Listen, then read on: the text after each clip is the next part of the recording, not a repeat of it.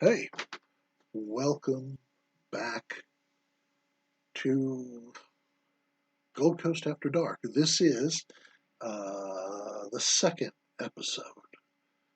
It's the third video in the series, but the first was sort of a pilot, so that the second video was actually the real first episode, which makes this the third one, the real second. And I kind of have a feeling as we go ahead that gap is never going to get close. I think that's the way numbers work. I don't know. Um, Now, what we did in the pilot and in the real first episode was, um, among other things, explained how this was going to work out, what sort of format we're going to use, and things like that. Um, it was only after the real first episode was finished that I realized that I had left out a rather key bit of information. And I realized this because my friend Jimmy Page Turner, who is the head of the marketing department for both Boppadoo Records and Boppadoo Books, uh, got in touch and said, "What are you doing? What is the why of Gold Coast After Dark?" And I said, point taken, Jimmy. So what's going on is this. Um, I have a grandson who lives back in Texas, uh, who, times and circumstances being what they are, I will probably never see in the flesh, as they say.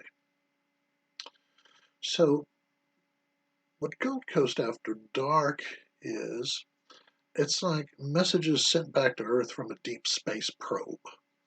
Okay?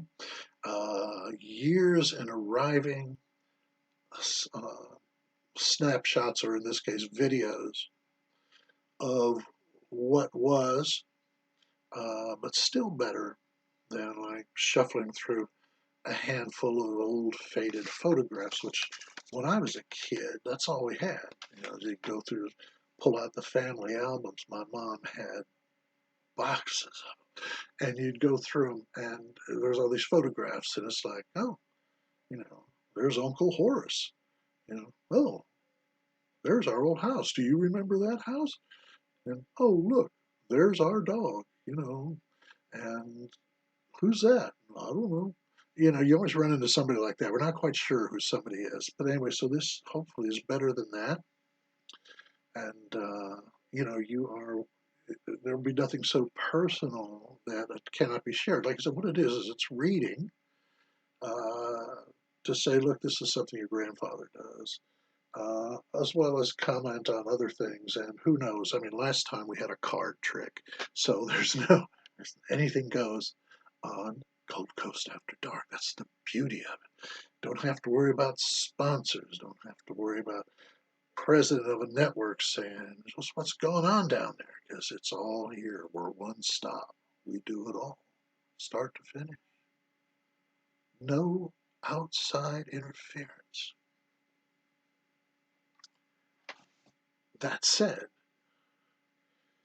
what we're doing today is what I promised in the last episode, which of course was the real first episode, that one of the things we'd start doing is reading in serial fashion uh, books.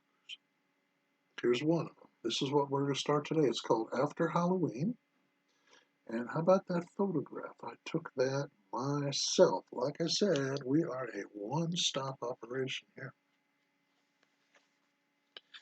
So, we're going to start, and I'm going to read a few bits through here, go through, and then we'll stop, and then in another episode, maybe the next one, maybe the one after that, we'll continue. Like you said, things are always going. So if you miss one episode, you can always come back and you can check it out. Okay. So here we go. So what we're starting with is the foreword, and it's called A Custodian of Childhood. Okay. Just like the goose, the parrot's spirit animal is a message of celebration. Stay with me here. Okay. If you're not familiar with my books, this sort of thing is not uncommon. There's going to be stuff popping up, and you're going to say, okay, how does this have anything to do with what we're talking about here? One way or another, I get around to working it into the point, okay?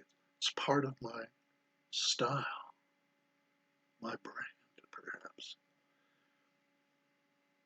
Anyway, the parrot's spirit animal is a happy expression of all the good things that are happening in your life and the good things that you have yet to experience. It symbolizes the everyday beauty that you possess and which you are surrounded with.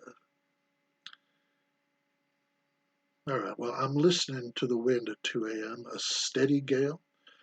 Since early yesterday evening, the sky long since swept the clouds. The bird feeders hanging in the trees sway and bounce. 4 days ago, a bright green parrot appeared on the tree outside the kitchen window. The next day, he returned with 4 friends. The third day, there were none. Yesterday, Saturday, there were 4. This is an entirely new development, wholly unforeseen. After 400 years, have pirates returned to Rotterdam? Rotterdam's just right over there. And the way you get to Rotterdam is you go through a channel, cut through to the North Sea, which is right over there. It's possible. Pieces of the past off the back of the north wind. That's what parrots are. Touching down for a day, an hour, a moment, before climbing back on again, bound for horizons lost to time and what's left of the imagination in this year of grace. Well, that is swell, but I have to admit I'm not sold on parrot divination, parrot prophecy, or parrot geomancy. As for parrot symbolism, the jury's still out. But I'm not yet at the point where I need the appearance of a parrot, or of several parrots for that matter, to remind me of the good things in my life, or to tip me off that there are more good things on the way. My life has been filled with good things and good people, and no matter how bad things may have seemed or been at any moment, something or someone good has always come along. As my friend Billy once pointed out during one of my less than shiny interludes, this is how things are now, but they won't always be this way. A few minutes later, she advised that I should try to remain open to possibilities. Now, looking back, I think that deep inside, I'd always known these things, but they had been buried too deeply in recent years for me to recognize and acknowledge them. I'd gone through life telling myself something will turn up. There's no other way for a musician to go for over half a century without some level of financial or critical success and survive. Uh, but it was often years between those sustaining somethings, and times could get pretty grim. You can ask anyone, it has never been a good time to be a working, or even a wish I was working, musician. That's just the way it is. But when she said that, it was as if a veil had been lifted. Loath as I am to use cliches, there's no better way to describe it. Since that day, the Ides of March 2014, I've navigated this plane of existence free of the anxiety that had plagued me for decades. Well, a lot of it anyway. I'm still working on it. As Gary P. Nunn once sang, simple truths are hard to come by because there are times when even the obvious needs pointing out. Now, I recently wrote to a friend about a particular evening back in December of 1970. It had been 6 weeks after I played what would be my last ever high school football game, and a few days before the year's first snowfall. I described our companions of the evening, one in particular, as I was sweet on her. And while I'm sure my friend knew, she probably didn't. He complimented me on my memory and wondered, rhetorically, of course, where memories go when people forget. But I had an answer for him. I'm kind of thinking, I said, I was born to be a custodian of childhood.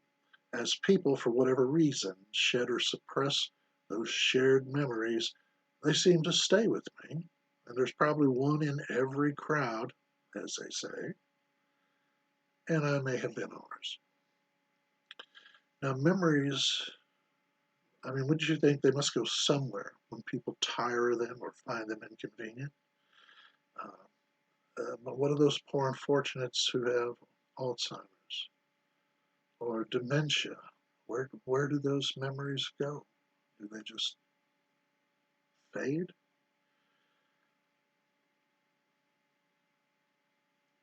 Comes another jump.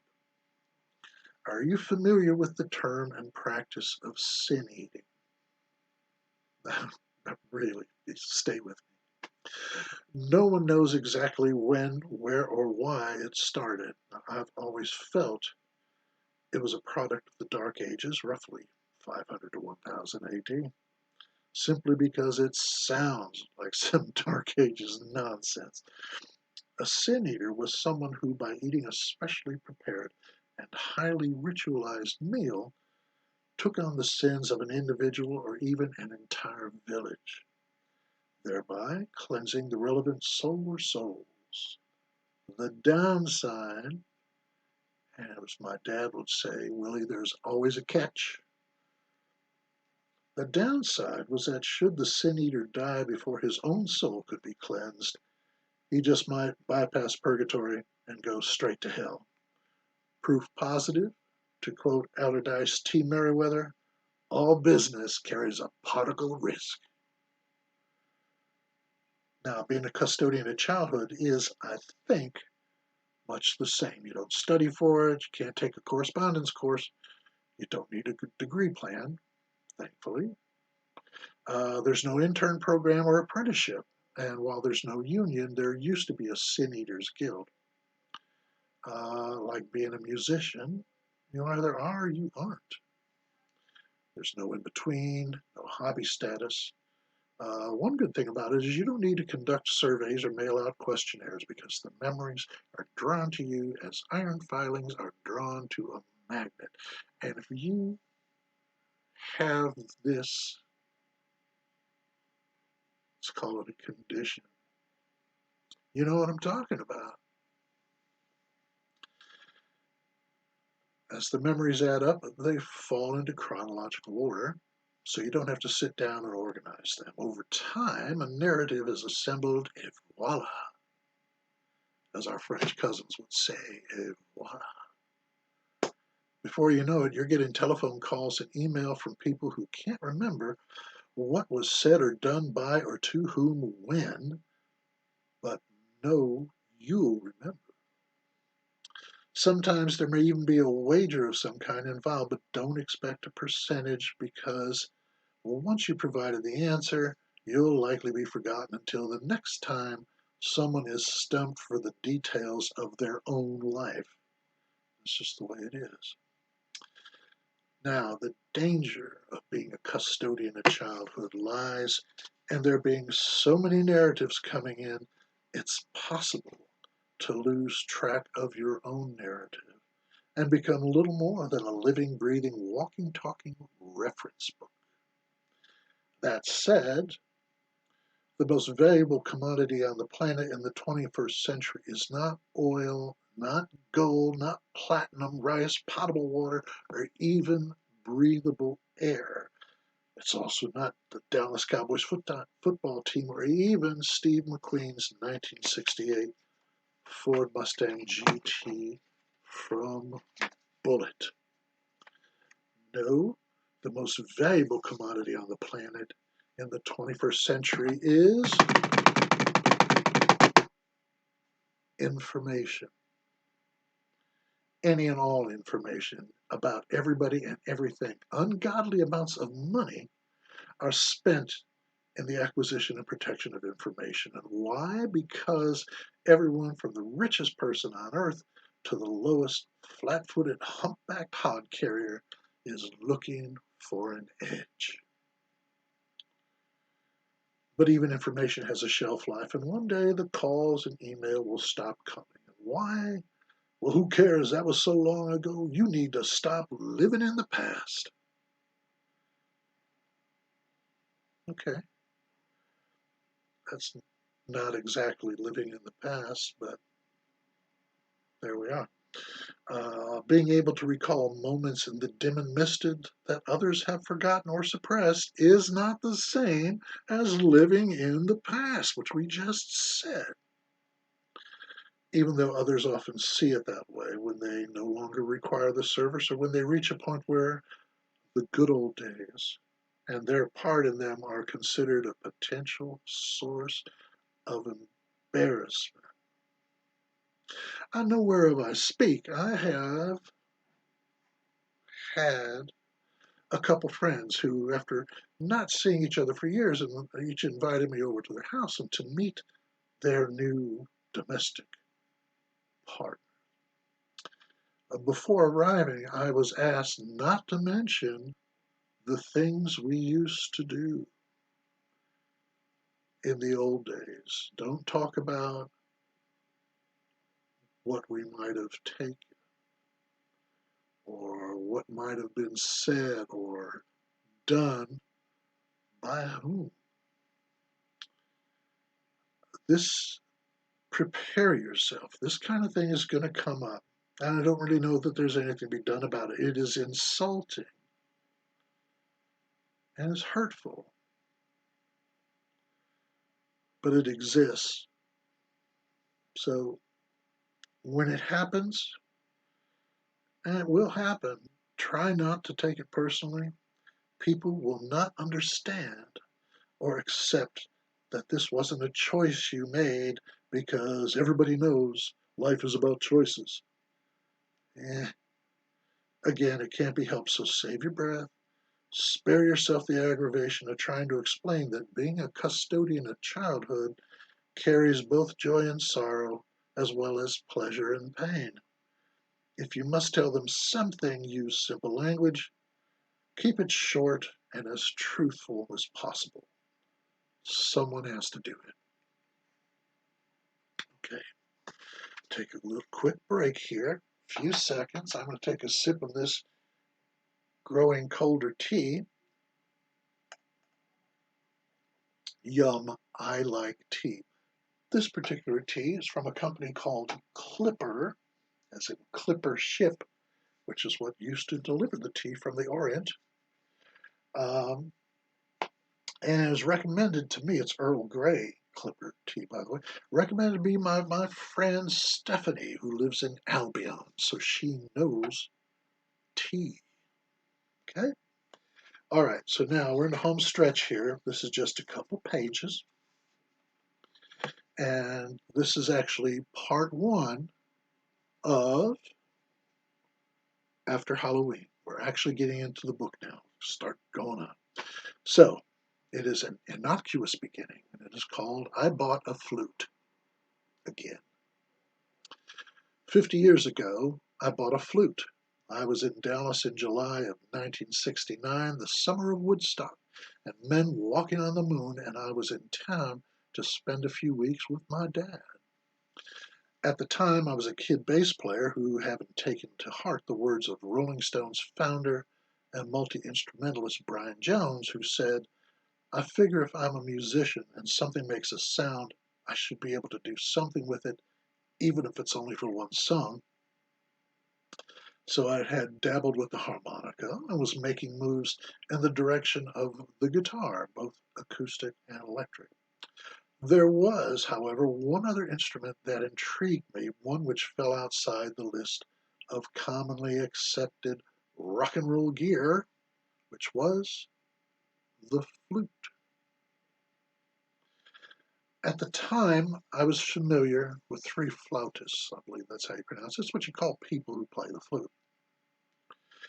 Ray Thomas of the Moody Blues, Ian Anderson of Jethro Tull, and Chris Wood of Traffic. Thomas seemed more of a vocalist who played a lot of tambourine and only occasionally pulled out his flute. I'd read Anderson, who was a devotee of someone I wasn't familiar with, named Rassan Roland Kirk. His playing was loaded with jazz and blues influences, and it's what drove the band. Uh, but Chris Wood's flute and saxophones wove their way in and out of Traffic's songs. This was a trio, occasionally expanded into a quartet. Traffic was built around the keyboards, guitar, and vocals of Steve Winwood. Seeing how the other instrumentalist, only other instrumentalist, was drummer, vocalist, and lyricist Jim Capaldi, there was a lot of space in the music, which Chris Wood's flute and saxophone went a long way towards bridging. Of the three, I was drawn more to Wood's playing and Traffic's music than Thomas's or Anderson's. A few days before catching a flight to Big D, I spoke to my musical mentor about this nascent interest, and he suggested that if a suitable flute could be found of good quality, used, and at an affordable price, I should buy it and see what I could make of it. I could always resell or pawn it if it didn't work out. And when I arrived in Dallas, I took the first opportunity to hit Pawn Shop Row in search of a flute. The third stop had two on hand, one of which had a slight bend about two-thirds down its length. It looked like someone had attempted to use it to gain some leverage on a wrench or a handle of some kind. The other flute looked fine, as far as I could tell, and it walked out the door with me a few minutes later. Now, for the duration of my visit, I spent part of each day familiarizing myself with my new instrument. Clearly, it was going to take a while, but I wasn't in any hurry. Over the next 2 years, I played as often as I could, but I was still a full-time bass player as well as an in-the-process guitarist and harmonica player. And there was also school, a part-time job, and for one more autumn, one last football season. I was overextended, so I let go of the flute. I simply didn't have the time for it.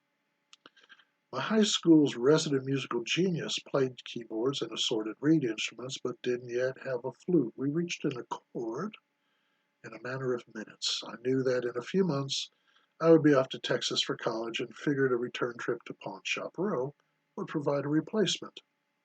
In the meantime, I now had enough money for a one-way standby ticket on American Airlines to Dallas.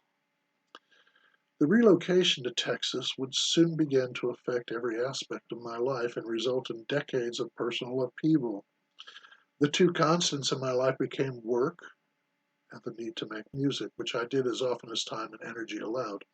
All too often, there wasn't enough of one or the other, or during the darkest times, of both. Everything else was subject to shifts of emphasis and changes on the fly. Now, what may have seemed vital for 5 or 10 years, or even longer, might suddenly be discarded. It will probably come as no surprise the hoped for replacement flute never found its way into my hands. And 50 years passed, just like that. Uh, we were nearing the end of the first year of the COVID-19 virus, and the world had changed forever. Though far too many people refused to accept it, believing things weren't as bad as they had been made out to be, or that it was all a hoax, and there was never anything wrong at all. I started the year in a really good band called Dream West and had high hopes for the future, but it didn't last. partly because of the virus, partly for the always popular musical differences is usually what they're called. But mostly I think it was the virus. Live performance, after all, was, if not dead, on life support as venues were forced to shut their doors. I continued to write and record songs and was still writing books, but increasingly felt I needed something else.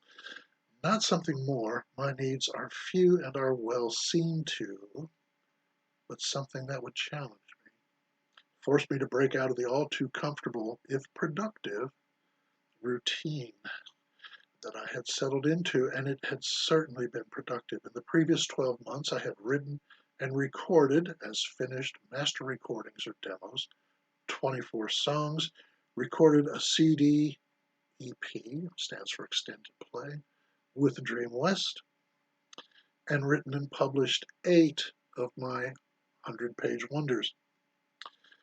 The thing is, it had become too easy. So I figured out the code of how to transform my ideas into words or words and music and then into books or recordings. And once you figure out the code, there was no magic involved, no technical wizardry. It had been a matter of doing it and then doing it some more, never letting up, never backing down, year after year.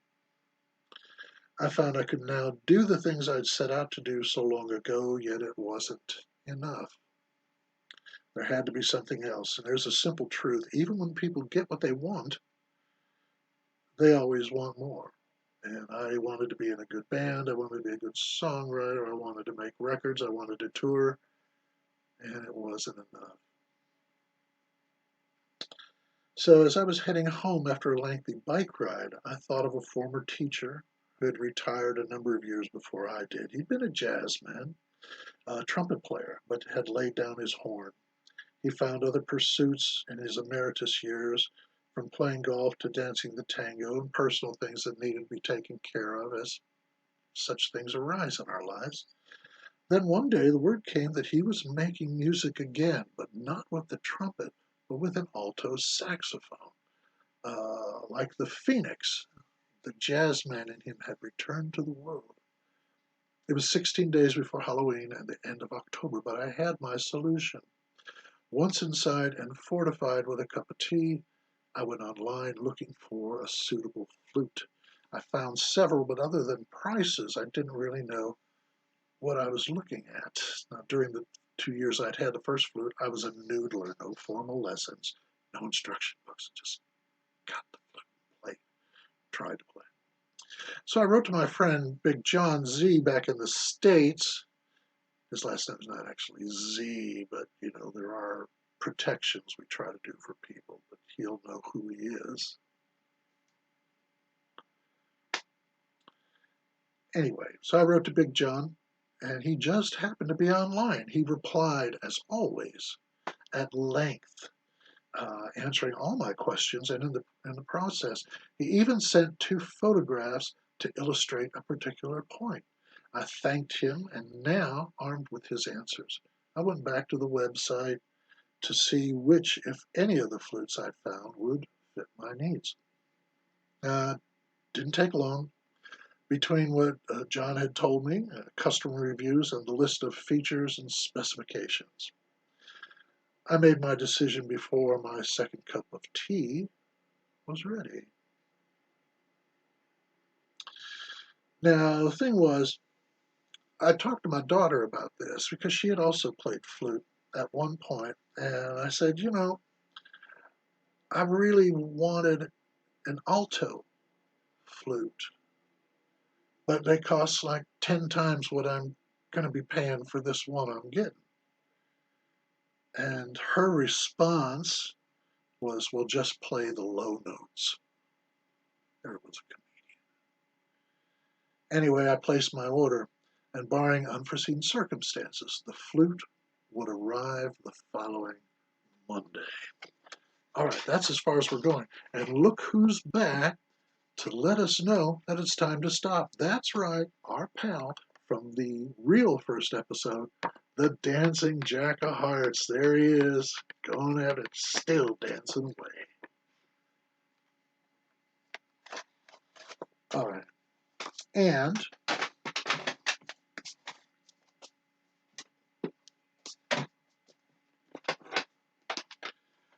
just in case, so you don't think I'm making this all up, ta-da! There it is. There it is. That's my flute, folks. That's what we're talking about here. So, you know, I didn't just make this stuff up. I got a Hofner bass back here too, like Paul McCartney's, except it's right-handed and it doesn't figure into this story. But maybe another time. So, that's it for today, kids. And so, for everybody at Bopadoo Records and Bopadoo Books, this is your old pal BP from Gold Coast After Dark saying, we'll see you next time around. Bye-bye.